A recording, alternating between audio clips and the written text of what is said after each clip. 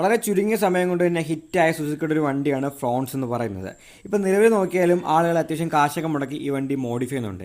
മെയിനായിട്ടുള്ള മാറ്റങ്ങൾ നോക്കുകയാണെങ്കിൽ ആളുകൾ ഡീക്രോം ചെയ്യുന്നുണ്ട്, സ്പോയിലർ വയ്ക്കുന്നുണ്ട്, അതേപോലെ തന്നെ വണ്ടിക്ക് സ്കേർട്ടുകളും കാര്യങ്ങളൊക്കെ വയ്ക്കുന്നുണ്ട്, വലിയ അലോയ് വീലൊക്കെ ഇടുന്നുണ്ട്.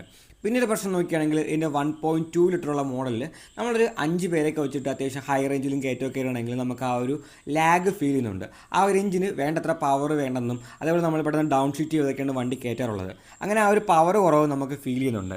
ഇനി ബൂസ്റ്റർ ജെറ്റ് മേടിക്കണമെങ്കിൽ അതിന് അത്യാവശ്യം പൈസയും കൊടുക്കേണ്ടി വരും. എന്നാൽ ഇതൊന്നും വേണ്ട, കമ്പനിയിൽ നിന്ന് തന്നെ മോഡിഫൈ ചെയ്ത് പവർ കൂട്ടി ഒരു വണ്ടി നമുക്ക് കിട്ടിയാലോ.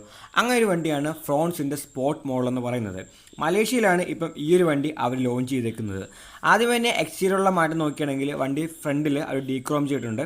ഫുള്ള് ബ്ലാക്ക് കളറാണ് വരുന്നത്. റിയറിലും ഫുള്ള് ബ്ലാക്ക് കളറാണ്. മൊത്തത്തിൽ ഒരു ബ്ലാക്ക് കളർ തീമിലാണ് വരുന്നത്. പൊക്കത്താ റൂഫ് നോക്കിയാലും അതിനും ബ്ലാക്കാണ് അവർ അടിച്ചേക്കുന്നത്. പിന്നെ നമ്മളെല്ലാവരും ചെയ്യുന്നൊരു മോഡിഫിക്കേഷനാണ് ഈ ഒരു ഫ്രോൺസിന് സ്പോയിലർ വെക്കുന്നതെന്ന് പറയുന്നത്. അത് കമ്പനി തന്നെയായിട്ടുണ്ട്. അവരൊരു പുതിയ സ്പോയിലർ ഈ വണ്ടിയിൽ കൊണ്ടുവന്നിട്ടുണ്ട്. സൈഡിൽ നോക്കുകയാണെങ്കിൽ സ്കേർട്ടുകൾ വരുന്നുണ്ട്. ബാക്കിൽ ഒരു വലിയൊരു ഡിഫ്യൂസർ അവർ കൊടുത്തേക്കുന്നത്. ഫ്രണ്ടിലും സ്കേർട്ടുകളും കാര്യങ്ങളൊക്കെ കൊടുത്തിട്ടുണ്ട്. പിന്നെ സൈഡിൽ നോക്കുകയാണെങ്കിൽ ഫ്രോൺ സ്പോട്ട് എന്ന് പറഞ്ഞ് വലുതാക്കി എഴുതിയിട്ടുണ്ട്. അങ്ങനെ മൊത്തത്തിൽ ഒരു സ്പോർട്ടി ഫീൽ ഈ ഒരു വണ്ടിക്ക് അവർ കൊടുത്തിട്ടുണ്ട് ഈ ഡിസൈനിൽ. പിന്നെ ഒരു മെയിൻ ആയിട്ട് നോക്കുകയാണെങ്കിൽ 17 ഇഞ്ചിൻ്റെ അലോയ് വീൽസാണ് ഇപ്പോൾ ഇതിൽ കൊടുത്തേക്കുന്നത് ഈ ഒരു സ്പോർട്ട് മോഡൽ. നോർമലി 16 ഇഞ്ചാണ് വരുന്നത്. എന്നാൽ ഇതിൽ 17 ഇഞ്ചിൻ്റെ വേറെ ഡിഫറൻ്റ് ആയിട്ടുള്ള അലോയ് വീലാണ് സുസുക്കി കൊടുത്തേക്കുന്നത്.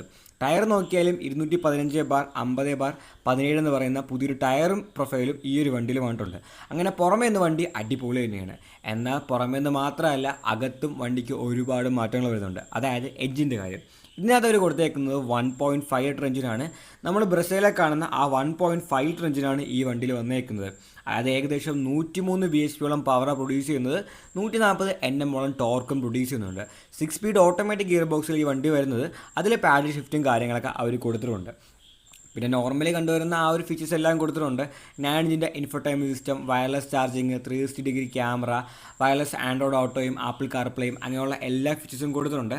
അത് പോരായിട്ട് എക്സ്ട്രാ ആയിട്ട് ഒരു 4K വീഡിയോ റെക്കോർഡിംഗ്, അതായത് ഒരു ഡാഷ് ക്യാം വണ്ടിയുടെ ഫ്രണ്ടിലും റിയറിലായിട്ട് അവർ കൊടുത്തിട്ടുണ്ട്.